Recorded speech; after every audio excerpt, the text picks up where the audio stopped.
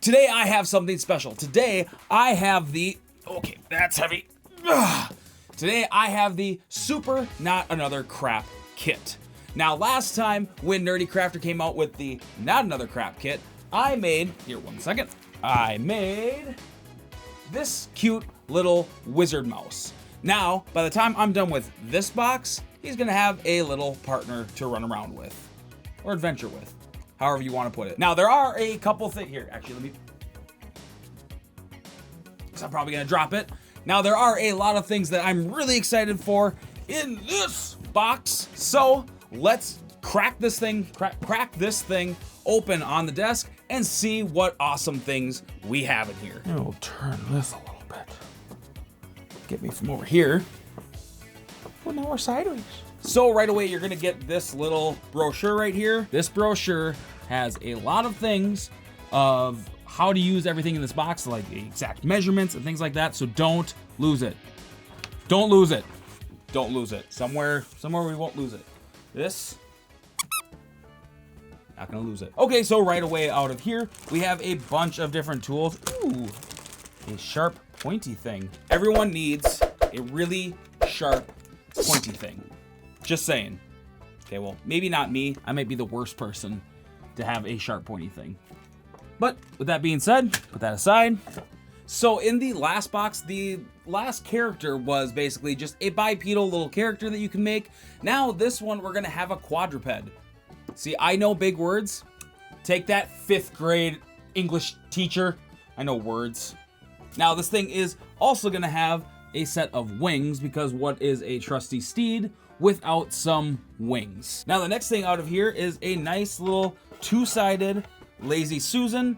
Now Susan, I don't know who you are, but thank you so much for making my art and drawing and sculpting and painting needs so much easier. You really don't seem all that lazy to me. Sounds like someone might have just been wanting some attention. Next out of here, we have our plaster. I don't know why I am always slamming things, and I'm so glad that did not explode. Why? Why am I always slamming everything? Cosplay. Now, the one thing I like about cosplay is that you can actually bend it quite a bit after you've baked it. So it is like the perfect clay for someone like me who is and breaking things and throwing things and just destroying stuff.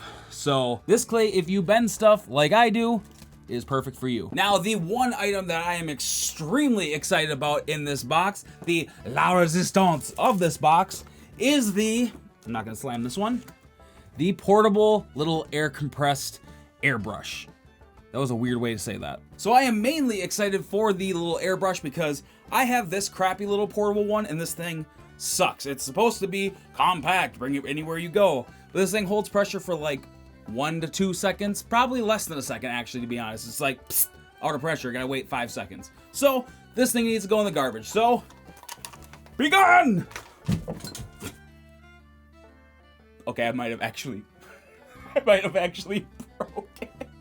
Now this box just keeps going with more and more stuff. So here are the paints, the primer, sculpting tools, a knife, wire, more sculpting tools, oven adhesive, a spatula, toe files, paintbrushes, a collapsible bowl, measuring cup, rubber bands, popsicle sticks, a funnel, silicone base, and a silicone mat. I think that is everything. Okay, so I got a little excited when I was putting all the rubber bands on. I'm pretty sure I put almost every single rubber band. I got 3 rubber bands left. I don't think I need that many, but I just wanted to be sure. So now it is time to do our pour. Now remember, to do all the measurements and get all those numbers right, you need your brochure. You already lost it, didn't you? I just told you not to lose this thing because this is where we're gonna figure everything out. So let's figure this out. Get our measuring cup here. 200 milliliters, 3 ounces of water. I'm already making a mess. Ah! Your mix. Oh no! Pour about half of this in. And we're gonna tip her and tip it to the front. Let's pour into here. Okay, now comes the very delicate and hard part of demolding everything. And it's hard because I don't want to break anything. Yeah, that was hard. A little scared. Did I hit the camera? Rubber bands off of here. Ah! Gently. There we go. Okay, we're gonna take off both sides first. Just slowly rock it back and forth. No! No! He's got 3 legs. Should I roll with that? No, I'm not gonna roll with that. I'll glue that back on. We have our, well, I was gonna say 4-legged friend, but we have a 3-legged friend. Okay, so I have everything demolded and re-glued because I'm a barbarian and broke his leg off. But basically now all I need to do is start adding clay and sculpting it so it looks a little bit more like this guy here. Okay, so to start off with the clay, I still needed to make the wings, so I pressed the clay into the wing molds and then added some wire to help it attach to the body. I then just trimmed off any extras with my sharp, pointy thing. To prep the body for clay, I trimmed off any weird bumps and ridges that were on the body that would cause maybe some issues down the road, so I just used my knife and files to get that job done.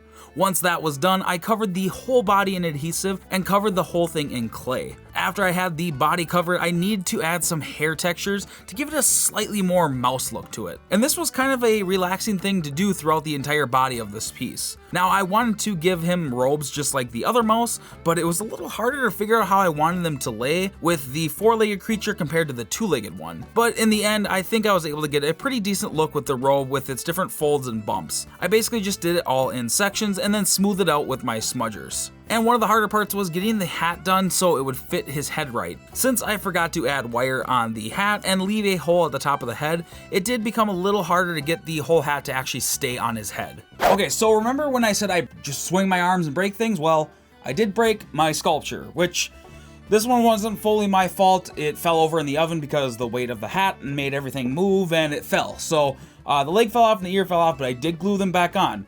Now there is one thing that I did break that was my fault, and that was the little platform that he was gonna stand on, which is okay though, because I kind of have an idea and I'm gonna make like a little platform for him to stand on, to kind of rest that one foot that's up, to kind of make it so it doesn't tip again in the oven. So to make the stand, I took the broken pieces and glued it together with a mix of some super glue and the oven adhesive. Once I had that done, I just covered the whole thing in clay. I actually used super sculpting for this part even though it wasn't in the box. I mainly did this because I actually want to save the cost clay for future projects, and I have a ton of super sculpey just laying around. Oh, and I also had to pour another circle base for the whole mound to sit on. At this point, it was time to start putting primer on everything and get it ready for paint. So I actually put 3 layers of this stuff on here, but I'm not gonna make you watch me put all 3 layers on because that would be extremely boring. Okay, so I have everything all primed, and that means it's ready for paint, which means it's time for the airbrush. Wish me luck.